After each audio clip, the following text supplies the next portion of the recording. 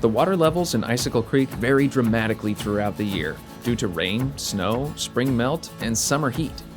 While water is plentiful most of the year, late summer sees the lowest flows, just as lower valley orchardists need it most. We aren't the only ones with this problem.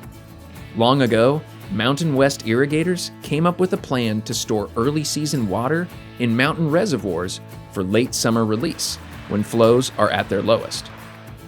And in the early 1900s, 5 natural lakes at the Icicle headwaters were outfitted with primitive dams, manual valves, and piping to store and release water as needed. There's 5 reservoirs up there. We control 4 of them.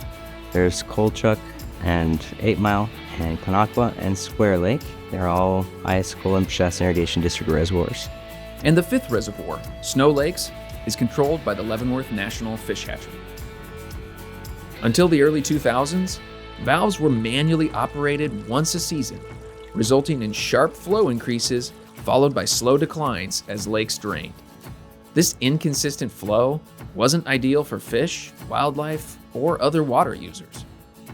We go up there either late June or early August and release water to a degree that it's releasing more water than we actually need.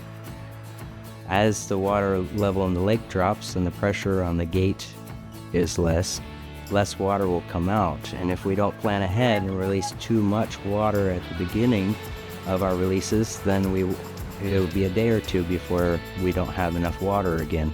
In an effort to improve in-stream flows, together with the Icicle Work Group, both the Icicle Peshastin Irrigation District and Leavenworth National Fish Hatchery have undertaken a study to look at how more frequent adjustments of these valves might help overall flows in the Icicle. Unfortunately, more regular manual adjustment has some challenges. We have to hike up there, or in one case, we have to fly up there because there's no trail. The shortest hike we have is to 8 Mile. It's like a little less than 4 miles in, 4 miles out. Conakwa is the most. It's 10 miles in, 10 miles out. We have to fly up to Square Lake, and if we have to fly up to Square Lake for every adjustment, that can be bad for the wilderness, like the character of the wilderness and people's experience in the wilderness. But there is good news. These reservoirs and the valves that hold water back could be automated, making the number of possible adjustments in a season infinite.